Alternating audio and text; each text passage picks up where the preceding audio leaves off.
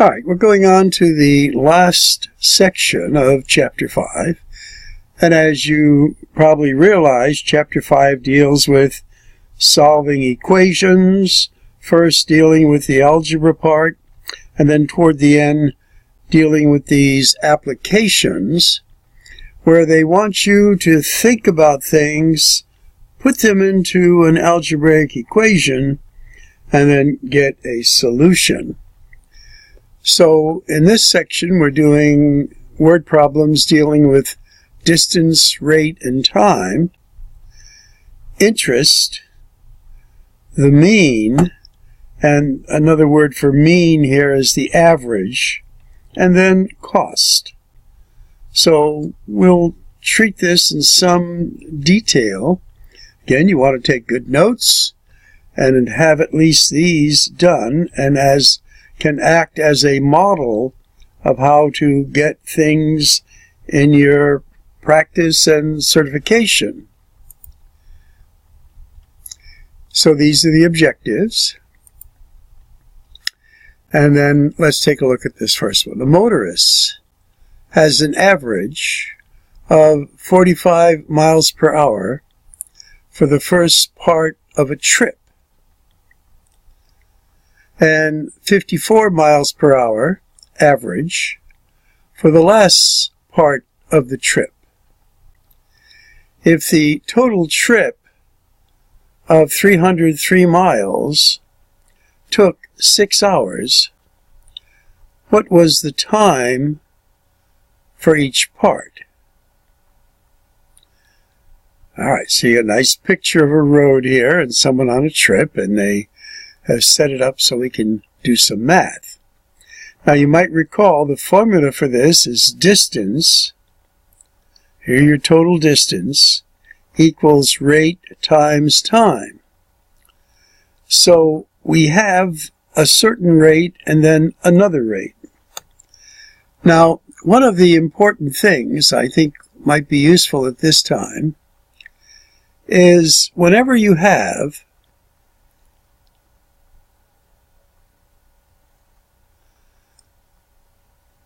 a time, which is a total time, and here it's 6 hours, how can you divide that time into two parts? One part that you know, or let's say one part that you don't know, and then the other part that you don't know. The only thing you know is the total is 6. And this is a tool we use in algebra.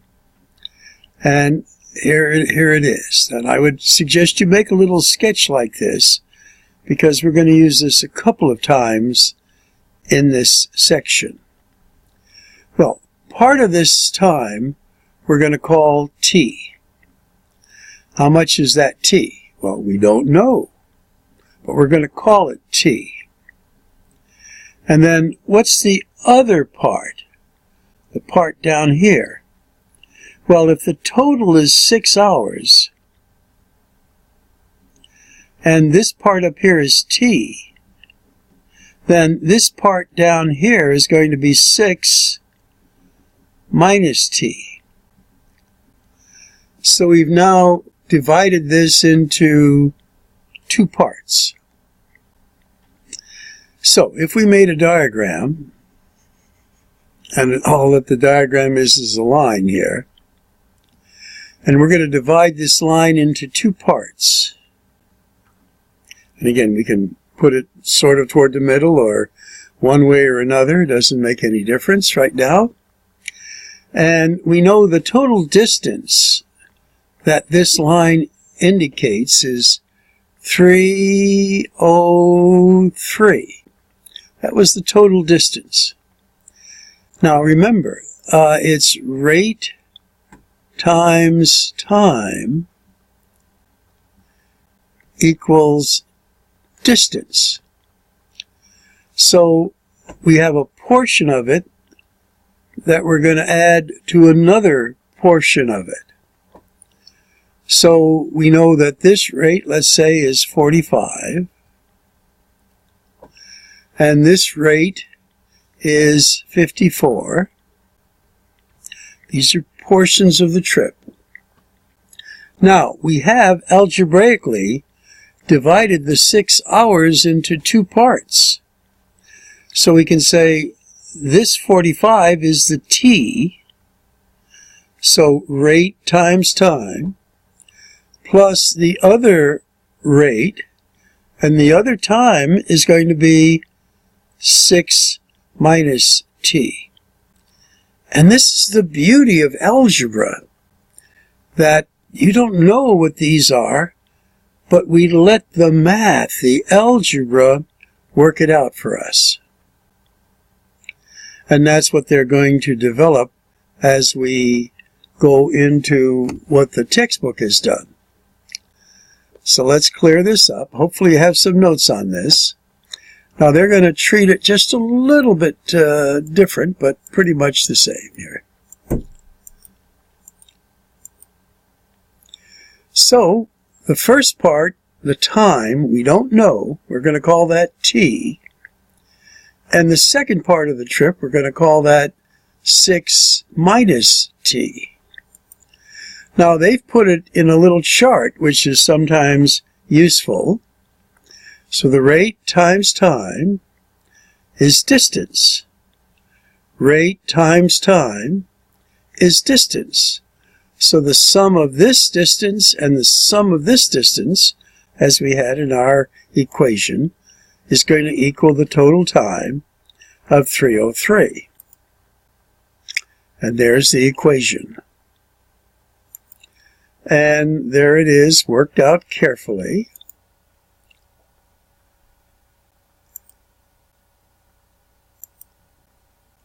Now, the challenge here, though, is that when they give you what t is, it's 7/3 hours. So that'll like be 2 1/3 hour here. So when you subtract 6 or 7/3 from 6, the second part is this.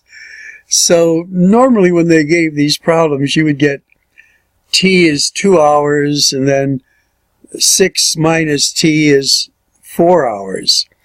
But the challenging part is they gave you this sort of example with these hairy fractions. Okay, and if you put this in there and work it out, you see that distance times time is this. I should say rate times time is this distance. Rate times time is this. And if you add them together, it adds up to 303. Now, hopefully the ones they're going to give you will be, like 2 hours and 4 hours. And you don't have to work with the fractions. But that's the strategy behind figuring out one like that. Okay.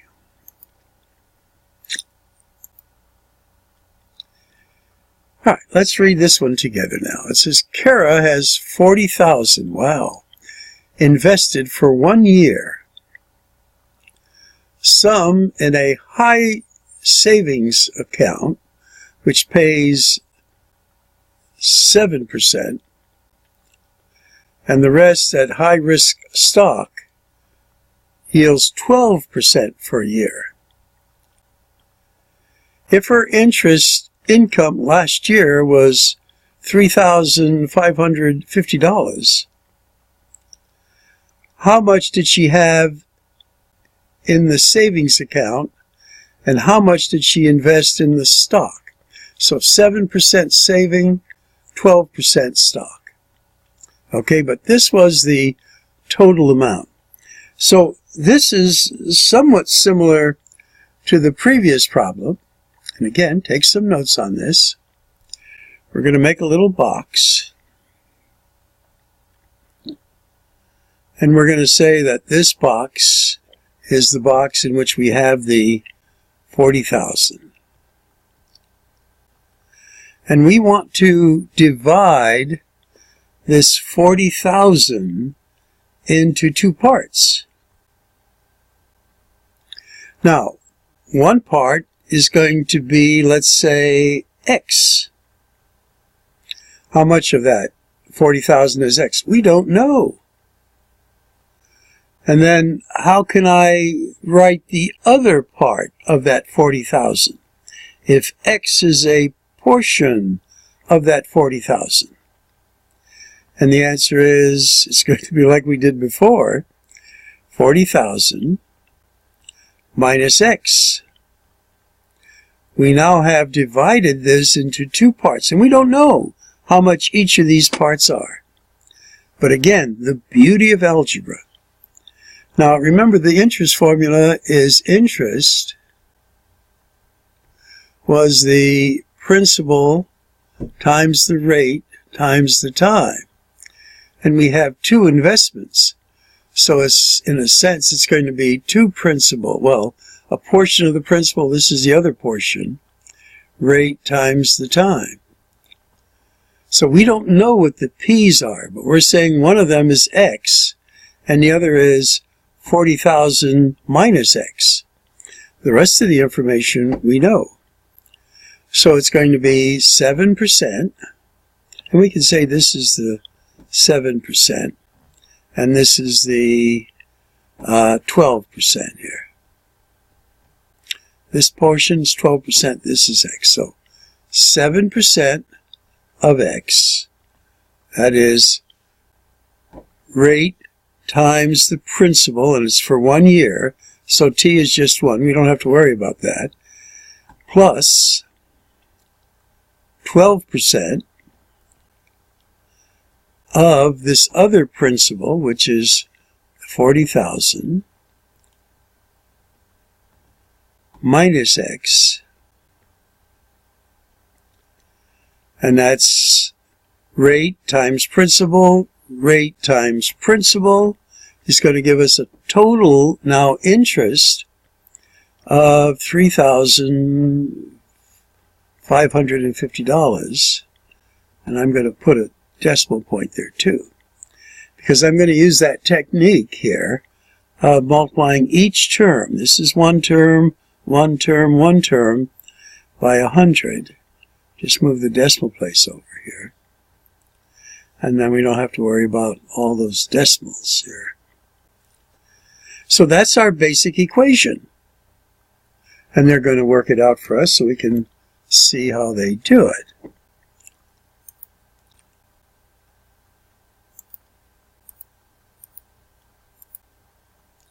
So X is the amount invested at 7%, which we said, and 40,000 minus X, remember that little box, a way to divide something into two unknown parts, and then the algebra takes care of it. So this would be the interest at 7% and of that principal. This is the interest at 12% of the rest of the principal. And then we're just going to say this plus this is going to equal our interest. There's our basic equation. And they've multiplied everything by 100. And again, pause this to get the steps down. And then finally, you end up with X being 25,000. So that's the amount invested at 7%. Now, how are you going to get the other part? Well, you're going to subtract this from the 40,000, and that's going to be 15,000. At least these numbers came out nice and even. Okay. And it checks out.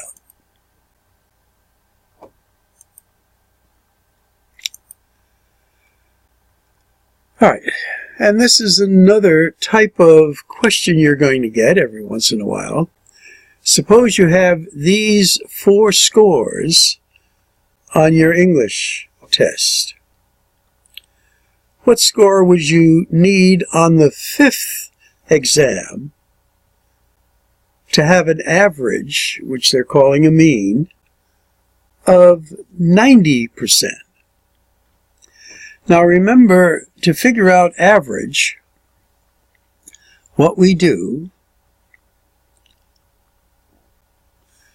is we take our scores, 85 plus 92 plus 82 plus 88. And do we know what we need for that last score? No. So we're going to call that last score X. This is what do we need on that last test so that we end up with an average of 90. But you might say that there's no way for this to equal 90. Well, we haven't found the average of these yet. What we have to do to all of these to find the average of this is divide it by the number of tests we're going to have. So we have 1, 2, 3, 4, 5. Now that's our equation. This is the rule that if they give you 4 tests, how to find what you will need on that 5th test, the average, so it'll be 90%. So, to solve it, what would you do? Well, remember, this is all one term because of this division bar here. We're going to multiply both sides by 5. So on this side, the 5's cancel out. And we're going to get a total here, as you'll see shortly. And then we'll find out what we need on that 5th test.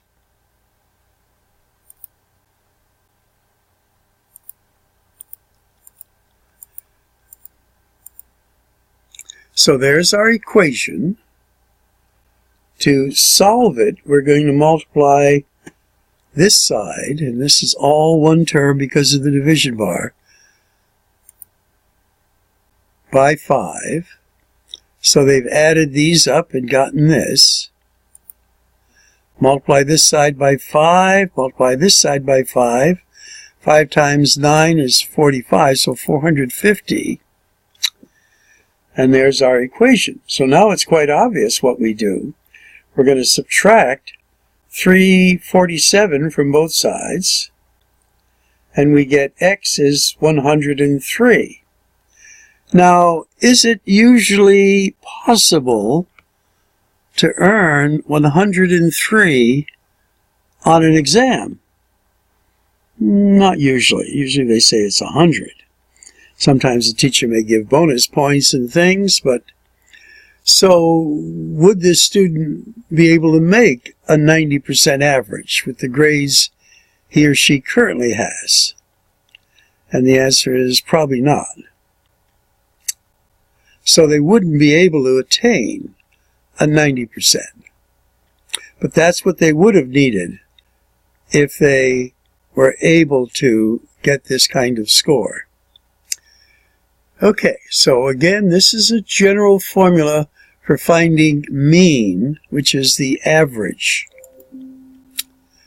Okay, now in this next one, they're showing 6 of the Big 10 universities.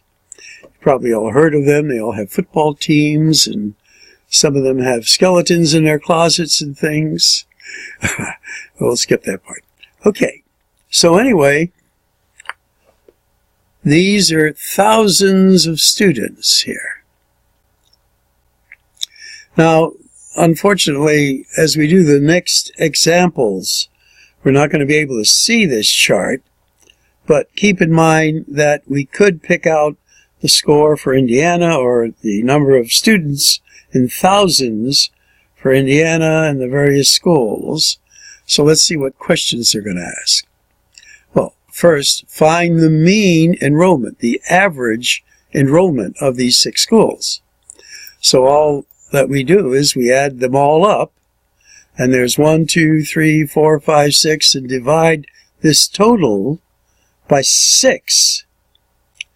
And you get approximately 39,000. Wow, those are big schools. Okay? So this one is pretty straightforward. Add the totals, divide by the number, and that gives you the mean, the average. Which university has the lowest enrollment? We just look at the bar graph and pick out the one that had the least enrollment, and that was Northwestern, with 15,000 students. Find the difference in enrollment between Ohio State and Penn State. Well, you would take the enrollment of one, which is 55,000, subtract the enrollment of the other, and you get 11,000. Okay, let's go on to our last example here, where we have a jeweler paid $350 for a ring. He wants to price the ring for sale so that he can give a 30% discount on the marked selling price and still make a profit of 20% on the $350, his original cost. What should he mark the selling price to be of the ring? I had done, as I told you, the certification for all of the lessons, and when I got to this problem, I said, wow, this is sort of a challenge, but again, hopefully you're developing strategies for dealing with this. So let's follow it through here.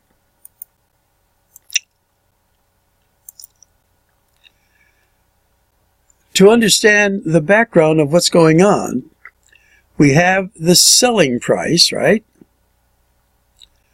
Minus the cost is equal to the profit. So I would write that down in notes here. And you may have remembered this, or you may want to take some notes on this as well. Now, again, the beauty of algebra is when we don't know something, we can say, let X equal the marked selling price. We don't know what this is going to be.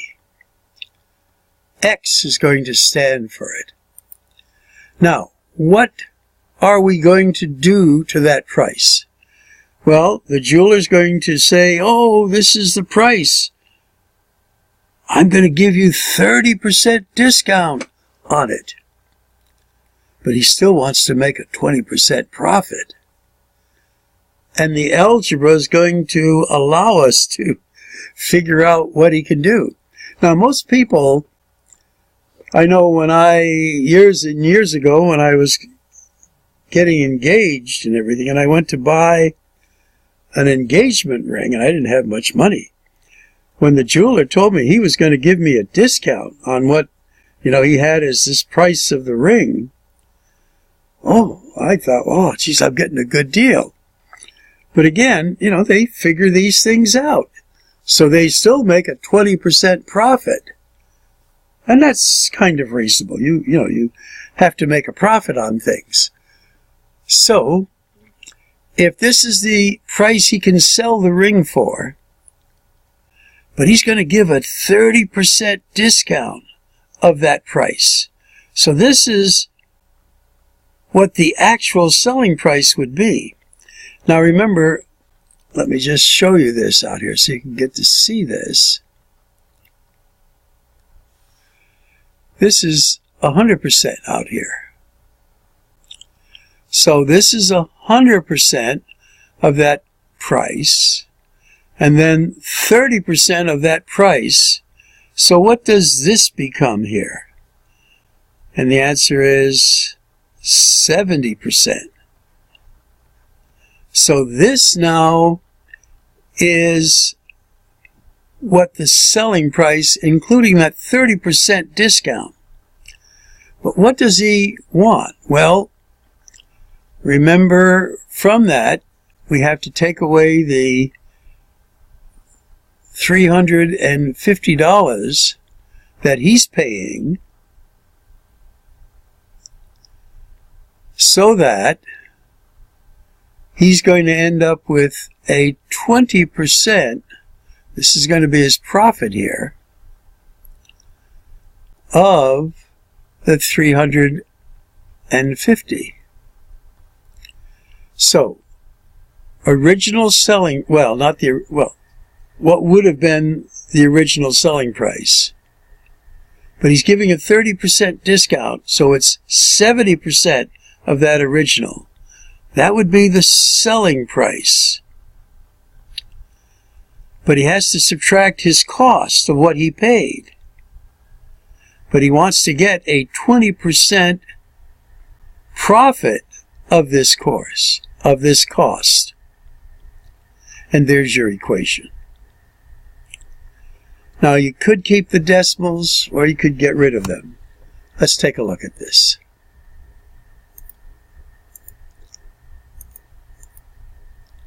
So there's the cost. So there's the equation. The actual selling price, his original cost, and he wants to make 20% of that original cost. So we're wondering, what will he be able to sell that for so that he can say to the buyer that comes in, I'm giving you a 30% discount. Wow. So we work it through the algebra, combining like terms, bringing this negative 350 over to this side becomes a positive 350. We now divide both sides by 0.70. They didn't get rid of the decimals. And we get X equals $600. So he's going to tell or put the sign in the window that this ring is $600. But it's on a discount of 30%. But he still wants to make a 20% profit on that price he paid for the ring. And then when you check it, so there's the 30% discount of the 600. So the person's saving $180. Wow, what a good deal. And that gives you then 420 is the actual selling price.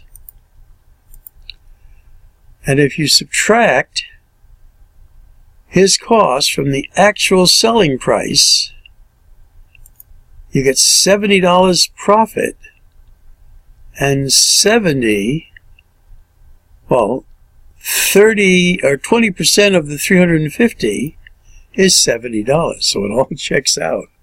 Wow.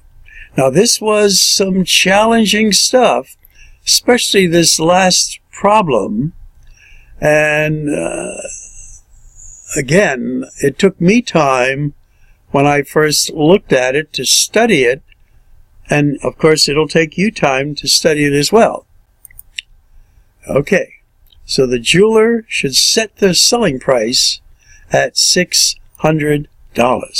And that winds up this.